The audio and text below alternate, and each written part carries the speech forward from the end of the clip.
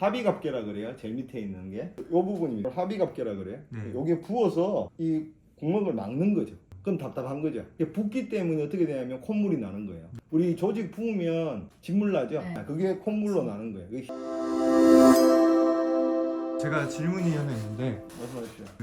이제 자주 물어보는 것들이 수술까지 했는데도 비염이 안 나와서 알레르기 비염요? 그런 것 같습니다. 그래서 원래 안 낫는 병입니다. 알레르기 네. 비염은 아토피하고 똑같은 병이거든요. 네. 피부에 나타나면 아토피, 네. 피부염. 호속에 나타나면 알레르기 비염이죠. 그럼 알레르기 비염은 고칠 방법이 없는 거예요? 100% 완치라는 건 없죠. 없는데 그렇게 할 수 있는 그 면역력이 떨어져 생기는 병이니까. 알레르기가 무슨 말이에요? 우리말로 하면 과민성 반응이에요. 과민성. 그러니까 쉽게 얘기하면 알러지 원이 코 점막에 닿았을 때 거기에 반응을 1 정도만 해야 되는데 그걸 5, 6, 7, 8 이렇게 하는 거죠. 그래서 과민하게 생기는 거죠. 그래서 과민성이라고 얘기하는 거죠. 이거를 영어로 옮기면 알레르기가 되는 거죠. 알러지가 되는 거죠. 근데 물어보시는 사람 중에 아내가 알레르기 비염 때문에 재채기를 하면 거의 뭐 북한에서 그렇게 되실 수 있죠. 폭탄 쏘는 것 같다. 제일 좋은 방법은 면역력을 키우시는 게 제일 좋은 거예요. 그럼 수술로는 되는 게 수술로는 의미가 없죠. 그건 막혔을 때, 코 점막이 부어서 공기의 흐름 통로를 완전히 막아버리면 그걸 잘라내는 거죠.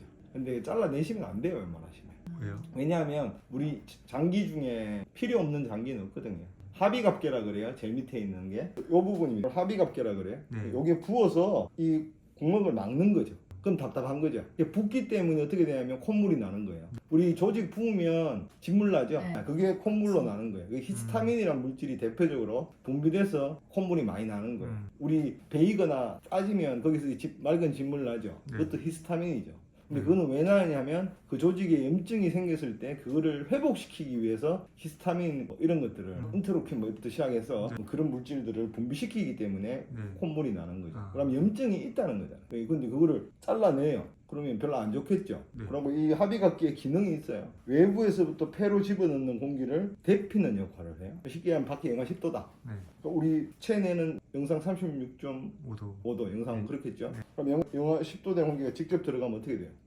차가워. 차갑게 얼겠죠. 조직에 손상을 당할 수 있잖아요. 네. 그러면 여기서 여기까지 공기가 통하는 짧은 시간 동안에 코를 붓게 하는 거죠. 그래서 이제 혈관이 확장되면 그 공기가 지나는 동안에 열교환을 일으켜서 데펴서 집어넣는 역할을 하는 거죠. 근데 그걸 자르면은 자르면 그 역할이 없어지겠죠. 그래서 폐가 안 좋아지겠네요. 네, 비염 환자분들 중에 수술하시고 오셨던 분들 겨울에 되시잖아요. 그러면 가슴이 시리다고 얘기하시는 분들이 계세요. 실제로. 부작용. 네, 부작용이 그렇게 있는 거죠. 아. 그러니까 그거는 최후의 방법이라고 생각하시면 돼요.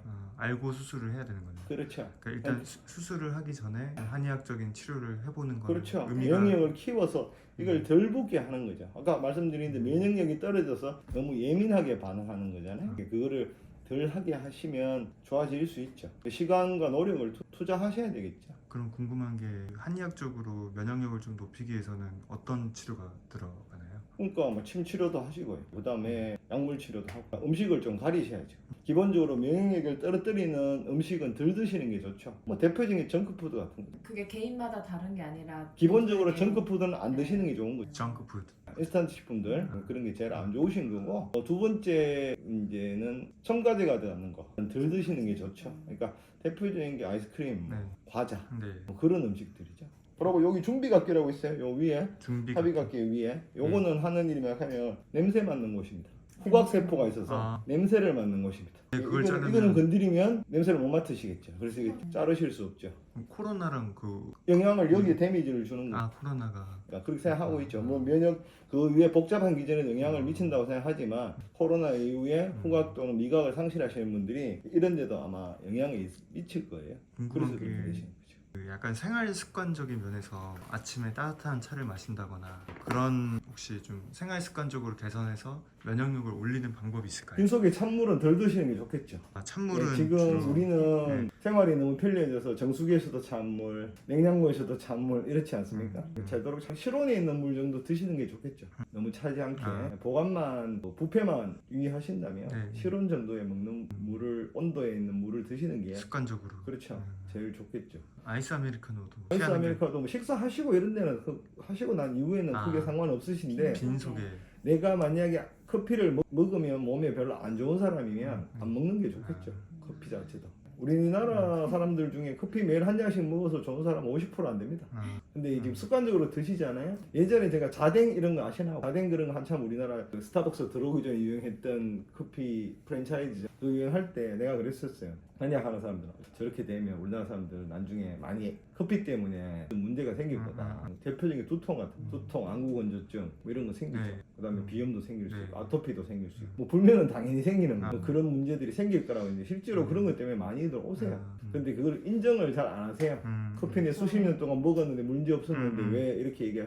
난 커피보다 잠 잘 자는데 뭐 이렇게 되시지만 한의학적인 기하학적으로 내 몸에 안 맞는 게 자꾸 들어오면 그거는 결코 좋지 않죠. 두 번째 면역력 자체가 좋아지진 안 좋은 걸 나한테 안 맞는 더 단적으로 표현하면 계속 하루에 라면 한 개씩 먹는 거라고 생각하시면 돼요. 과자를 한 봉지씩 계속 먹으면 네, 그 사람 건강이 좋아질 리는 없겠죠. 그렇죠. 아시나 모르겠는데 일본이나 이런데 제과점 공장장들이 있거든요. 평균 수명이 50 잘 안 넘어갑니다. 있는 사람들.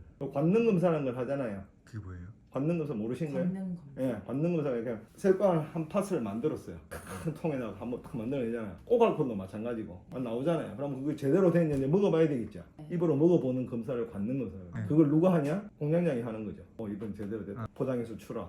이렇게 되는 거죠. 그걸 관능 검사가 그래요. 네, 그런 사람들을 오래 못 산다는 그렇죠. 왜 그 사람들이 평균 수명이 그렇게 될까요? 그렇죠. 이건 제 얘기가 아니고 일본에서도 그렇게 나와 있는 것들이 아이스크림도 마찬가지. 그래도 원장님께서 사실 비염 전문이시잖아요. 그 네. 호비한의원 강남점도 전에 이제 대표를 하셨고 설립도 직접 하셨는데 네. 지금 여기 김범락 한의원에서는 비염 치료를 하면 조금 더 다른 한의원 대비해서 어떤 부분을 좀 더 잘 체질에 맞춰서 해드릴 수 있습니다. 아. 저희들은. 그리고 뭐 제가 그것만 한 10,000명은 봤을 거예요. 비염 네, 충농증 환자만 네, 네, 10,000명 가까이 봤기 때문에 네. 거기에 대한 노하우는 있죠. 처방을 어떻게 써야 되며 침을 어떻게 써야 되며 시기는 어떻게 해야 되며 네. 그거에 대한 노하우는 조금 있으니까요. 그런 걸 해서 건강 회복하시는데 네. 도움이 될 수 있게 해드릴 수 있죠. 제일 중요한 건 비염 축농증에 비염 같은데 알레르기 비염이든 만성 비염이든 감기가 급성 비염이거든요. 똑같아요. 비염이 범주에 속하는 거예요. 그게 양약을 너무 드시면 안 돼요. 지금 요즘 같은 경우 어린애들한테 양약을 너무 많이 먹이세요. 그러면 이 부비동의 기능이라든가 이관, 귀하고 코하고 이어진 이관의 기능들이 떨어져요.